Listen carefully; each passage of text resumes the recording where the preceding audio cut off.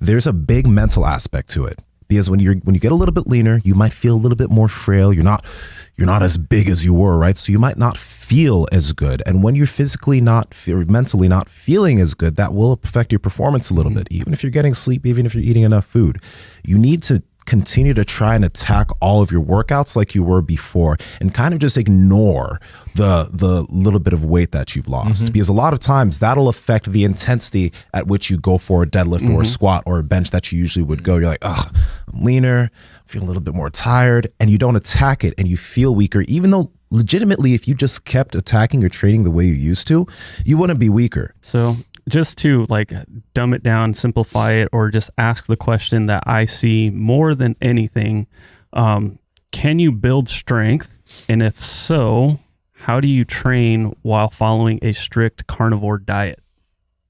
Yeah, I think you certainly can gain strength on a carnivore diet, because you don't always have to necessarily lose weight when you're on a carnivore diet. Again, I'll go back to what I said in the beginning.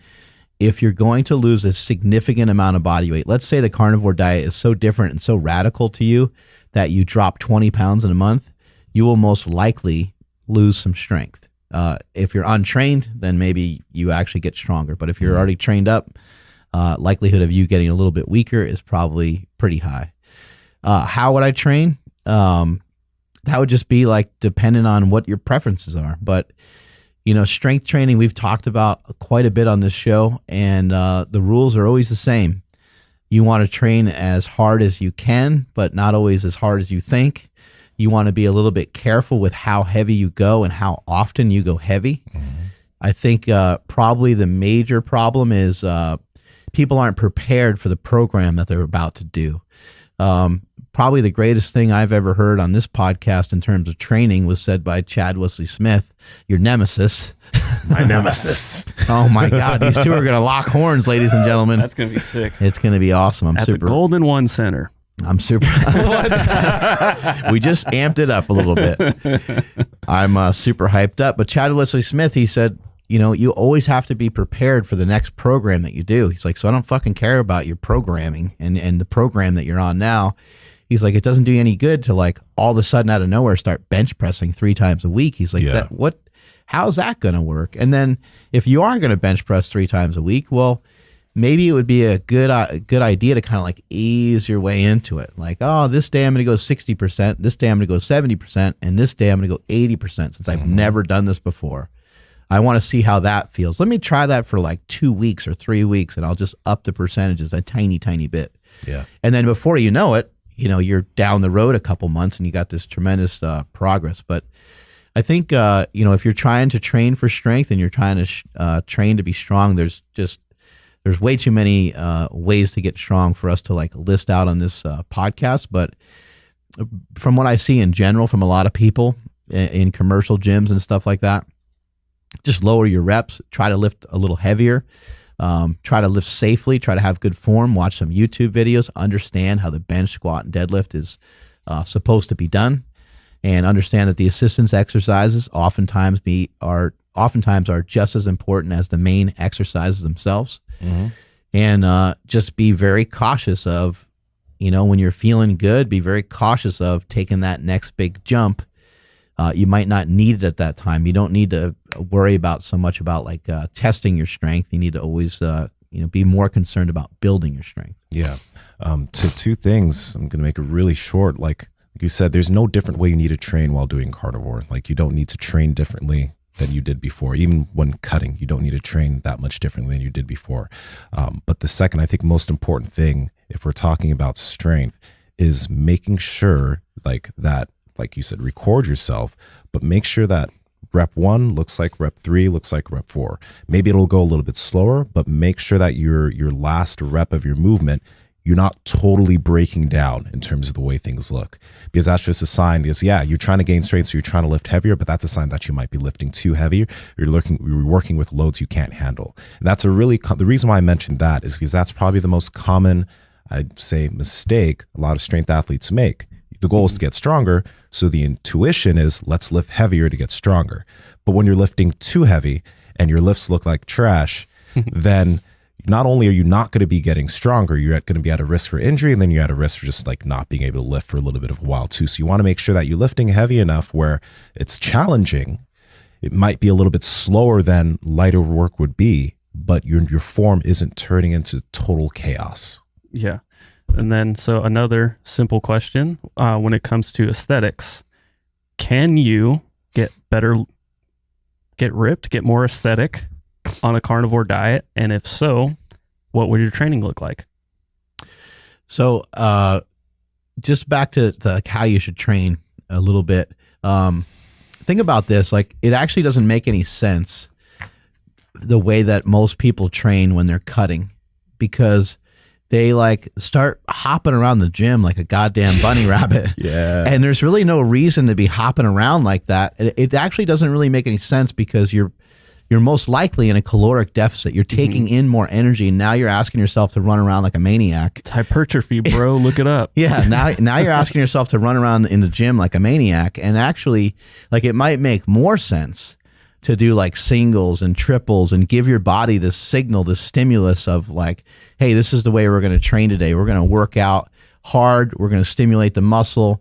We're not going to annihilate the muscle. We're going to send a message to the body that, hey, we're going to get stronger, and the protein that we're taking in, we really need to take that in and to help repair and build those muscles. But if you're just going to be wearing yourself very thin, and you're going to be kind of burning the candle from both ends when you go in the gym and you're like, I'm going to do cardio, and then I'm going to do all these circuits, and then I'm going to all the while you're on a low calorie diet. That would not be very smart. Back to the aesthetics thing in terms of a carnivore diet, I think absolutely. I think a carnivore diet will help a lot of people look better. I think it will help a lot of people drop some weight. I think the first thing that people are going to notice is they're going to notice a decrease in some inflammation in their face. Their face is going to be less bloated. The face will look a little leaner. Again, I also highly recommend some intermittent fasting. I really think that that's important. I think minimum 4 or 5 days a week. It doesn't have to be done every day. Having a day or two off of it is kind of nice. It gives you something to look forward to. You can say, you know what, every Saturday morning I'm going to cook up some bacon and eggs, and I'm going to have a big old breakfast, and you can get after it that way. But I really feel that you can make some massive changes with your aesthetics. And then at that point, if you feel like you lost a lot of weight and you feel like you're getting a little stringy and you're getting a little scrawny looking, throw in a fucking potato, throw in some rice, throw in a little bit of carbohydrate. Whenever you feel like you've gotten like, as you exhausted all the options with the carnivore diet and it feels really good to you, why not mix the carbs? I want to throw a little bit of carbs back in to help build some muscle mass again. Yeah. I want, if anyone is curious about that specific question, how do you train for aesthetics during the carnivore diet, or just how do you train for aesthetics in general? I just want you to have the idea that let's just put it all together. You can put strength training and gaining muscle for aesthetics together. You can get stronger and better looking together. They don't have to be two different styles. You can do your strength training, and then right after that, do your bodybuilding movements, and you're golden. You don't have to change your whole training program for aesthetics.